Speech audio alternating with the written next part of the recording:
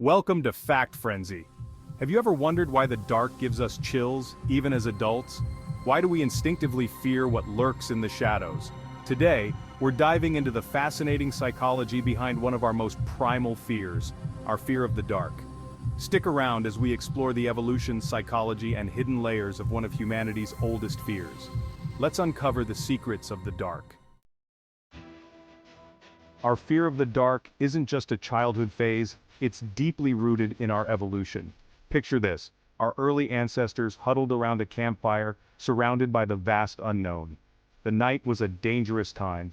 Predators like lions, wolves, and other nocturnal hunters roamed the darkness, and the only thing standing between them and death was their fear and caution. This fear wasn't just useful, it was essential for survival. Those who feared the dark and took precautions, staying close to the fire, retreating into shelter, were more likely to survive and pass on their genes. Over thousands of years, this cautious approach became ingrained in our DNA. Today, even though we're rarely at risk from wild animals, the dark still triggers that ancient survival instinct. Our brains are hardwired to be on high alert when visibility is low, scanning for potential threats. But here's where it gets intriguing. The very thing that helped our ancestors survive now manifests as a primal fear in a world where those dangers no longer exist. As we delve deeper, the fear of darkness reveals another layer, our fear of the unknown. Darkness doesn't just obscure our surroundings, it obscures our understanding, and that's where the real fear begins. When you can't see what's around you, your mind starts to fill in the gaps, often with terrifying possibilities. This fear of the unknown, known as Nyctophobia, isn't just about what might be out there. It's about what we can't control.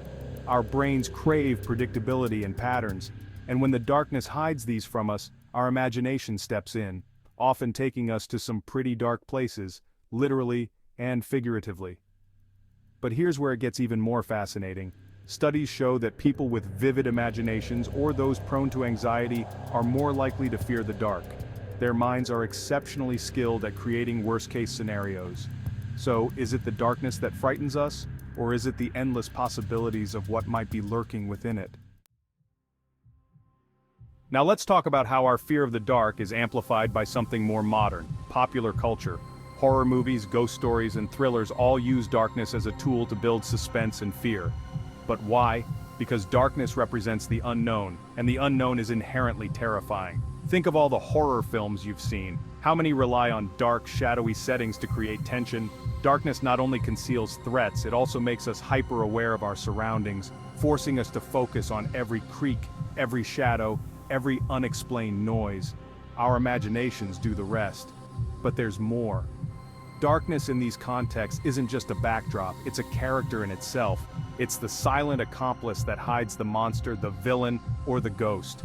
This cultural reinforcement keeps our fear of the dark alive, feeding into our primal instincts and making sure that, even in our well-lit modern world, the darkness still holds a certain power over us. As we move further into the night, our fear of the dark doesn't just affect us when we're awake. It can also invade our sleep.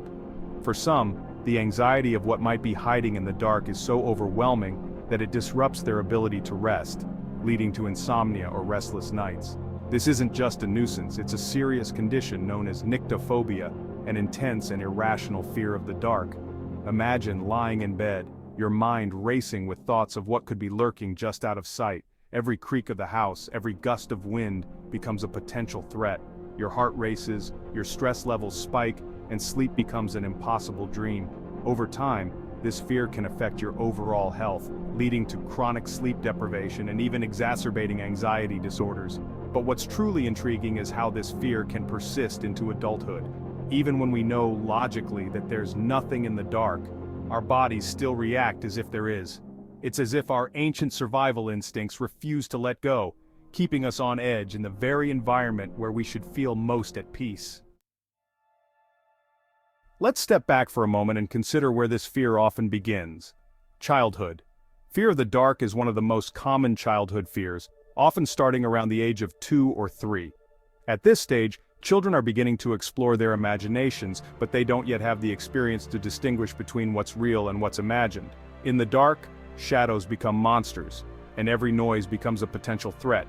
Children, who are naturally more vulnerable, depend on adults for protection. When they're alone in the dark, this vulnerability can turn into fear, creating a sense of danger where none exists. But here's where it gets really interesting. Some of us never outgrow this fear. It can linger into adulthood, subtly influencing how we navigate the world. This fear may manifest as anxiety, stress, or an unease that we can't quite shake. It's a reminder that our childhood fears can have a long-lasting impact, shaping our perceptions and behaviors in ways we might not even realize. Darkness isn't just a physical phenomenon, it's also a powerful symbol in literature, religion, and philosophy. Throughout history, darkness has been used to represent ignorance, evil, and the unknown, while light is often associated with knowledge, goodness, and safety. This duality reinforces the idea that darkness is something to be feared. In many religious texts, darkness is depicted as something to be overcome or avoided. In Christianity, for example, darkness is often associated with sin and separation from God, while light represents divine presence and truth. These symbolic associations have deepened our fear, making darkness not just a physical absence of light, but a representation of everything unknown and potentially harmful in our lives. Literature, too, plays on this fear. From Shakespeare's dark imagery in Macbeth to Joseph Conrad's Heart of Darkness, authors have long tapped into our primal fear of the dark to evoke a sense of dread and uncertainty. These symbolic associations deepen our fear, making darkness not just a physical absence of light but a representation of everything unknown and potentially harmful in our lives. But here's where it gets even more intriguing. What if our fear of the dark is more about what it represents than the dark itself? Is it possible that the darkness we fear is a reflection of the unknown aspects of ourselves? This idea, explored by psychologists like Carl Jung, suggests that our fear of the dark might be rooted in our fear of our own hidden thoughts and desires.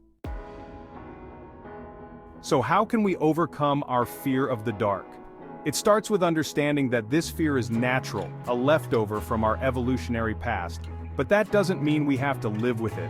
One effective method is gradual desensitization, where you slowly expose yourself to the dark in a safe environment. This helps your brain adjust and recognize that the dark isn't dangerous.